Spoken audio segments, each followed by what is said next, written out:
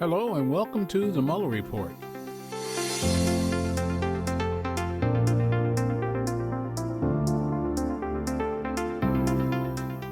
My name is Bert Clemens. I'm your host. I'll be reading the entire Mueller Report as released by the Department of Justice.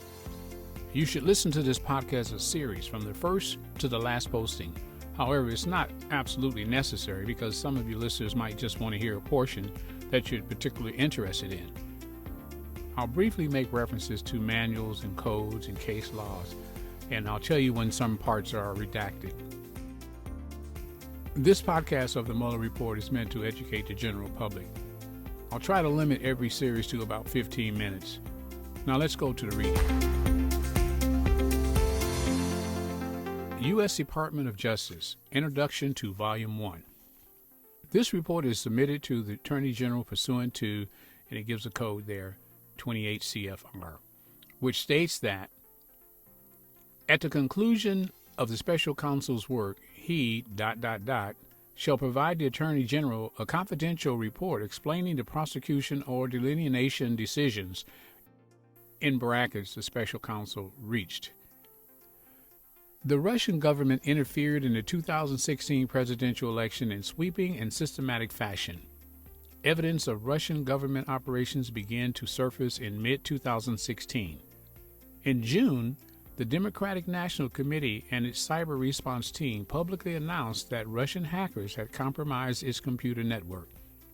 Releases of hacked materials, hacks that public reporting soon attributed to the Russian government, began that same month. Additional releases followed in July through the organization WikiLeaks, with further releases in October and November. In late July 2016, soon after WikiLeaks' first release of stolen documents, a foreign government contacted FBI about a May 2016 encounter with Trump campaign foreign policy advisor George Papadopoulos. Papadopoulos had suggested to a representative of that foreign government that the Trump campaign had received indications from the Russian government that it could assist the campaign through the anonymous release of information damaging to Democratic president candidate Hillary Clinton. That information prompted the FBI on July 31, 2016, to open an investigation into whether individuals associated with the Trump campaign were coordinating with the Russian government in its interference activities. That fall, two federal agencies jointly announced that the Russian government directed recent compromises of emails from U.S. persons and institutions, including U.S. political organizations, and, quote, these thefts and disclosures are intended to interfere with the U.S. election process, end quote. After the election in late December 2016, the United States imposed sanctions on Russia for having interfered in the election. By early 2017, several congressional committees were examining Russia's interference in the election. Within the executive branch, these investigatory efforts ultimately led to the May 2017 appointment of Special Counsel Robert S. Mueller III. The order appointing the Special Counsel authorized him to investigate, quote, the Russian government's efforts to interfere in the 2016 presidential election, end quote, including any links or coordination between the Russian government and the individuals associated with the Trump campaign. As set forth in detail in this report, the Special Counsel's investigation established that Russia interfered in the 2016 presidential election principally through two operations. First, a Russian entity carried out a social media campaign that favored presidential candidate Donald J. Trump and disparaged presidential candidate Hillary Clinton. Second, a Russian intelligence service conducted computer intrusion operations against entities, employees, and volunteers working on the Clinton campaign, and then released stolen documents. The investigation also identified numerous links between the Russian government and the Trump campaign. Although the investigation established that the Russian government perceived it would benefit from a Trump presidency and worked to secure that outcome, and that the campaign expected it would benefit electorally from information stolen and released through Russian efforts, the investigation did not establish that the members of the Trump campaign conspired or coordinated with the Russian government in its election interference activities. Below, we describe the evidentiary consideration underpinning statements that the results of our investigation and the special counsel's charging decisions, and we then provide an overview of the 2 volumes of our report.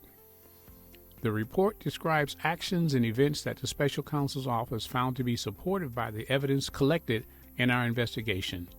In some instances, the report points out the absence of evidence or conflicts in the evidence about a particular fact or event. In other instances, when substantial, credible evidence enabled the office to reach a conclusion with confidence, the report states that the investigation established that certain actions or events occurred.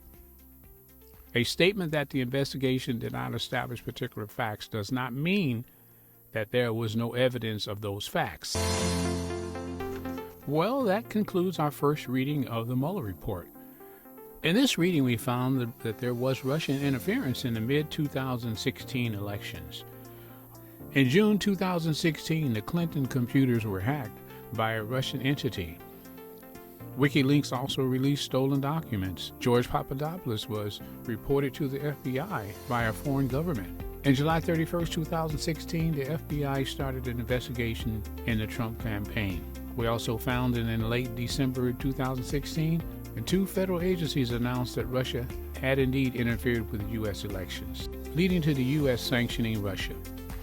Following that, the Congressional Committee started an investigation regarding the 2016 election interference by Russia, which led then to the executive branch appointing Robert S. Mueller III. His job was to investigate Russia's election interference.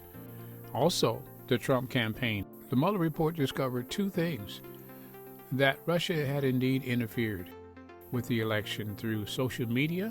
Number 2, the computer hacking of Clinton's stolen documents were released.